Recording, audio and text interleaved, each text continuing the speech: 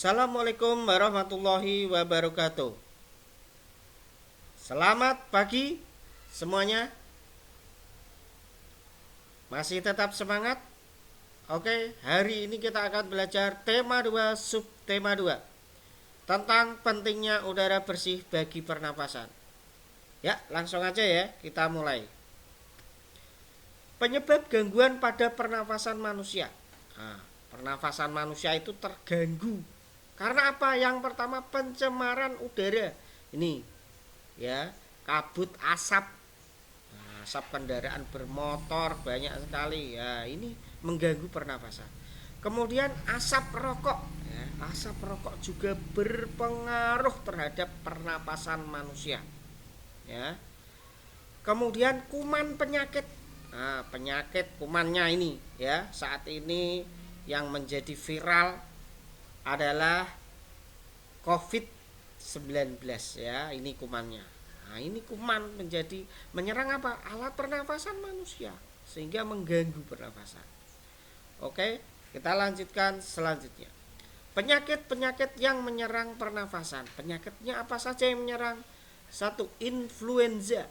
Nah, influenza adalah penyakit yang disebabkan virus ya, pilek, demam, batuk. Nah, ini mengganggu enggak ya, mengganggu pernafasan. TBC, tuberkulosis. Penyakit yang disebabkan infeksi bakteri Mycobacterium tuberculosis. Nah, ini ya, sesak nafas. Asma ya, debu penyebabnya, debu udara, dingin, aktivitas, kecapean juga berpengaruh pada pernapasan. Kemudian penyakit apalagi? COVID-19 adalah penyakit yang menyerang saluran pernapasan karena virus ya, virus. Nah, paham? Kita lanjutkan. Kegiatan ekonomi. Kegiatan ekonomi adalah usaha yang dilakukan seseorang untuk memenuhi kebutuhan hidupnya. Biar kebutuhan hidup kita terpenuhi, maka harus melakukan apa? Kegiatan ekonomi ya. 3 orang yang terlibat dalam kegiatan ekonomi, yaitu produsen. Nah, produsen ini orang yang menghasilkan barang dan jasa. Sing iso menghasilkan barang dan jasa jenenge produsen. Namanya adalah produsen. Kemudian distributor. Distributor adalah orang yang menyalurkan barang atau jasa. Barang sudah jadi disalurkan ke yang mau beli atau konsumen nanti ini. Nah, ini namanya distributor. Konsumen adalah orang yang memakai barang, seperti kamu itu pemakai apa, pakaian yang kamu pakai, ini konsumen ya. Kemudian kegiatan ekonomi terdiri dari 3 jenis. Yaitu satu, produksi adalah kegiatan menghasilkan barang dan jasa ya. Kalau tadi produsen itu orangnya, kalau produksi itu kegiatannya ya. Petani menghasilkan barang, nah ya, padi, nah menghasilkan padi, nah pokoknya yang menghasilkan barang atau jasa itu produksi. Kemudian distribusi adalah kegiatan menyalurkan barang atau jasa kepada konsumen, tadi menyalurkan ya, pengantar barang. Nah, ini distribusi. Kemudian konsumsi adalah kegiatan memakai barang atau jasa ya. Kita melakukan kegiatan memakai barang, ini namanya konsumsi. Kalau orangnya konsumen, bisa membedakan ya. Ya, kita lanjutkan usaha ekonomi. Usaha ekonomi dibagi menjadi 2 jenis, yaitu dikelola sendiri perseorangan dan dikelola secara bersama atau kelompok. Usaha yang dikelola secara perorangan itu contohnya pertanian ya, punya sawah, dikelola sendiri. Kemudian usaha ekonomi dikelola kelompok, contohnya CV. CV adalah usaha bersama lebih dari 1 orang ya, karena kelompok. Terdapat sekutu aktif dan pasif ya. Aktif itu sekutu yang melakukan kegiatannya, sedangkan pasif itu orang yang memberi modal ya, modal usaha. Kemudian firma, nah didirikan 2 orang. Kemudian PT adalah perseroan terbatas ya kepanjangannya, usaha yang modalnya dari penjualan saham.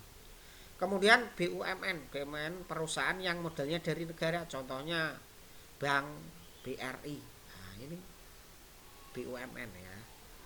Kemudian koperasi, usaha bersama berdasarkan asas kekeluargaan. Lah ini adalah logo apa ya, coba tebak. Ini adalah logo koperasi.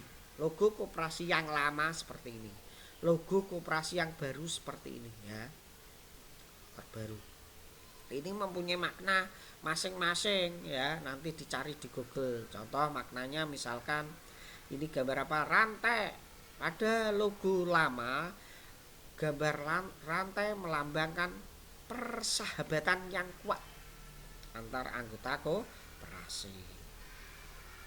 Kemudian ini gigi roda melambangkan usaha atau kerja yang terus menerus dari anggota koperasi.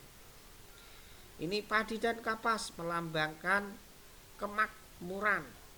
Nah, kemakmuran anggota koperasi dan seterusnya, nanti dicari ya. Kemudian ini logo terbaru juga dicari. Apa ini? Gambar kuncup melati melambangkan apa? Nah, nanti dicari ya. Oke, kita lanjutkan. Keuntungan dan kerugian usaha sendiri ataupun kelompok. Nah, ini keuntungan usaha sendiri. Kalau orang tuamu punya usaha sendiri, ini untungnya rahasia terjamin. Keuntungan diterima sendiri. Wah, untung banyak diambil sendiri. Cepat memutuskan kebijakan. Keuntungan usaha bersama. Usaha bersama ya ada untungnya, yaitu modal tidak terbatas. Misalnya kita pengen menambah modal, nah, kalau bersama kan kita tanggung bersama. Kerugian ditanggung bersama, iya. Kalau rugi ditanggung bersama-sama, tidak sendiri.